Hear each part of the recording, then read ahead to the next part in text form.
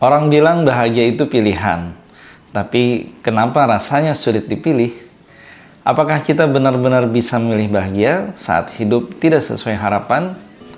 Mari kita cari jawabnya dari buku bestseller karya Dr. Fahrudin Faiz ini, Filsafat Kebahagiaan. Bersama saya, Adi Wahyu Aji, di segmen Pemimpin Baca Buku.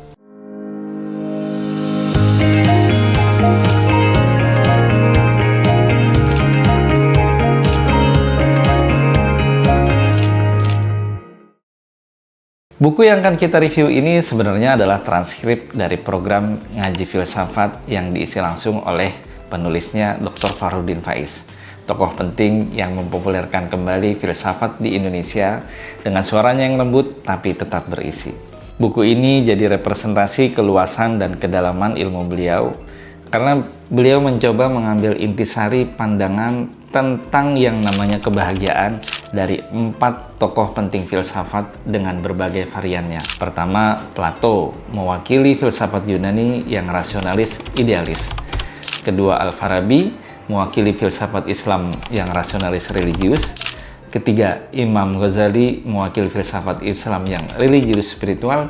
Dan terakhir, yang keempat, yaitu Ki Ageng Suryo Mentaram, mewakili filsafat Jawa yang arif realistis. Ada 5 pelajaran penting yang saya dapatkan setelah membaca buku ini. Pelajaran pertama, punya keinginan tentu boleh, tapi jangan dipatok sebagai target final, sebab yang bikin skenario hidup ini bukan kita. Ini adalah perkataan dari Ki Ageng Suryo Mentaram, seorang tokoh spiritual Jawa, putra bangsawan Sultan Hamengkubuwono VII yang memilih jalan hidup menjadi rakyat biasa. Ketika kita punya target, misalnya ingin mendapatkan penghasilan 5 juta sebulan, target ini jangan dijadikan sesuatu yang final, karena ada lagi istilahnya mulur dan mungkret. Apa itu? Mulur itu ketika target yang kita capai, lalu realisasinya lebih dari apa yang kita targetkan.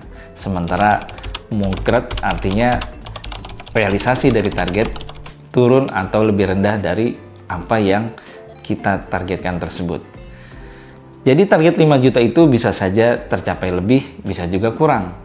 Jika kita mencapainya lebih, maka kita bersyukur. Kalau kita mencapainya lebih rendah, maka kita bersabar. Karena sejatinya hidup ini penuh dengan kondisi yang serba tidak pasti. Tentu di balik itu semua kita tetap harus berikhtiar mengupayakan yang terbaik. Namun ketika hasilnya tidak sesuai dengan harapan, maka kita perlu menata hati untuk menerima apa yang menjadi ketetapannya. Pelajaran kedua, kebahagiaan itu ada berbagai macam jenis dan perspektifnya. Kita harus paham dan kemudian memilih sendiri apa yang mau kita capai. Contoh sederhana misalnya ada kebahagiaan ketika seseorang berkurban kambing di hari Idul Adha. Ada lagi yang berbahagia karena jadi panitia yang melakukan pemotongan hewan kurban sampai kemudian membagikan kepada yang berhak. Ada pula yang merasa bahagia ketika bisa makan sate kambingnya dengan daging yang tebal dan sambal kecap yang menggugah rasa. Ada yang bahagia hanya dengan sekedar mendengar kajian tentang arti pengorbanan yang dicontohkan oleh Nabi Ibrahim alaihissalam. Semua punya perspektif kebahagiaannya masing-masing dan hanya masing-masing saja yang bisa merasakannya. Ada yang sifatnya fisik dan ada juga yang non-fisik. Kita tidak bisa membandingkan mana yang lebih bahagia di antara mereka. Yang sering jadi masalah adalah ketika kita membandingkan dan menginginkan kondisi kebahagiaan seperti orang lain, di mana kondisinya belum tentu sama dengan kita. Pelajaran ketiga, bahagia itu perlu ilmu. Kunci kebahagiaan versi Al-Farabi sebenarnya sama dengan pemikiran Aristoteles, bahwa orang ketika ingin bahagia, dia harus pintar. Setelah pintar, dia bisa melakukan amal baik. Dengan melakukan amal baik, otomatis kebahagiaannya akan datang karena kepandaiannya, dia tahu mana yang boleh dan mana yang tidak boleh. Berapa batasnya, kapan sudahnya, kapan berlebihan, dan kapan harus dia hentikan, dan seterusnya. Buku ini adalah ringkasan pandangan tentang kebahagiaan hanya dari 4 tokoh saja, yaitu Plato, Al-Farabi, Al-Ghazali, dan Ki Ageng Suryo Mentaram. Ada banyak lagi tokoh-tokoh yang bisa kita pelajari tentang pandangannya seputar kebahagiaan. Jadi kita bisa mengambil intisari tentang kebahagiaan hanya sebagian kecil saja dari buku ini yang ditulis oleh Dr. Fahrudin Faiz. Kajiannya kalau kita ikuti sebenarnya bisa lebih dari 5 jam. Artinya kita perlu duduk, mendengar untuk mendapatkan pengetahuan tentang kebahagiaan dari buku ini. Atau ya kita cukup dengan membaca buku ini halaman per halaman. Lalu perlahan-lahan kita merenungi apa pesan dan makna di dalamnya seperti yang saya lakukan sendiri. Dari sana maka perlahan-lahan kita akan mengerti hal yang belum kita ketahui atau bahkan kita salah pahami tentang kebahagiaan. Berharap bahwa kita bisa bahagia tanpa menimba ilmu rasanya adalah hal yang sulit untuk dicapai. Saya umpamakan seperti anak kecil diberi hadiah mobil mewah misalnya. Dia akan bingung bagaimana cara memakainya kalau tidak tahu caranya. Jadi bahagia itu perlu ilmu, perlu belajar, setidaknya dengan membaca buku ini. Pelajaran keempat, kenali diri sedalam-dalamnya, karena itu langkah awal menuju bahagia. Lalu mengenal Allah itu adalah puncaknya. Berkali-kali dituliskan dan dipaparkan dengan berbagai macam kalimat dan dari berbagai macam pemikiran yang ada di buku ini, bahwa langkah awal mencapai kebahagiaan adalah mengenali diri kita. Man arafa nafsahu faqad arafa rabbahu. Barang siapa mengenali jiwanya, dia akan mengenal Tuhannya. Kunci kebahagiaan, kata Al-Ghazali, adalah kenali dirimu. Kalau Anda sendiri tidak paham siapa Anda dan tidak tahu apa kemauan Anda, maka sulit rasanya mencapai kebahagiaan itu. Setelah mengenal diri, maka kita akan mengarungi proses dan perjalanan panjang mencapai kebahagiaan. Dan ternyata ujung dari kebahagiaan itu adalah bagaimana kita mendapatkan ridho Allah. Puncak bahagia, kata Al-Ghazali, adalah ma'rifatullah.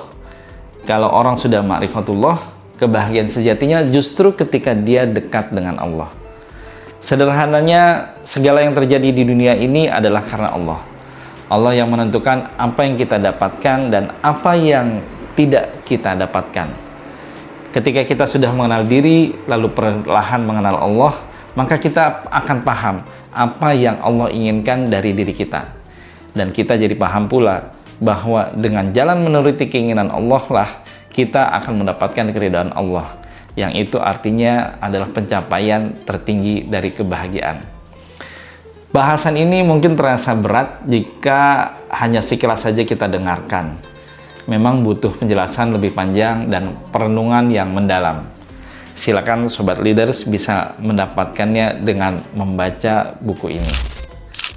Pelajaran kelima, saya ambil dari yang ringan dan mudah diterapkan saja, yaitu ajaran Ki Ageng Suryo Mentaram yang dituliskan dalam buku ini tentang bagaimana mencapai kebahagiaan dengan rumus sederhana saiki ingkene lan ngene. Tak perlu berpikir rumit, kita bisa merasa bahagia saat ini atau saiki, di sini atau ning kene, dan apa adanya atau lan ngene. Tentu dengan menghadirkan rasa pasrah dan bersyukur atas apapun kondisi kita hari ini. Seberat apapun masalahnya, yakinlah ada jalan keluarnya. Tugas kita berusaha yang terbaik dan setelah itu bertawakal kepada Allah. Apapun yang hilang dan itu sudah ketetapannya, maka kita terima dengan cara bersyukur. Pikirkan apa yang masih ada dan kemungkinan besar itu tidak sedikit jumlahnya. Maka syukurilah begini keadaannya. Itulah tadi 5 pelajaran yang saya dapatkan dari buku bestseller ini. Tentu ini hanya sebagian kecil saja dari banyak pelajaran lain yang bisa didapat. Semoga ini bisa membantu Sobat Leader semua untuk semakin memahami apa dan bagaimana itu kebahagiaan. Walaupun demikian, seperti yang sudah saya jelaskan, bahwa bahagia itu butuh ilmu. Semoga sahabat leader semua akan lebih bersemangat lagi mencari ilmu bahagia, baik dengan membaca buku ini atau buku lain tentang kebahagiaan. Kalau ada manfaat dari video ini, silahkan disebarkan. Kalau ada yang salah, silahkan sampaikan. Sampai bertemu di video review buku berikutnya. Salam membaca itu nikmat. Wassalamualaikum warahmatullahi wabarakatuh.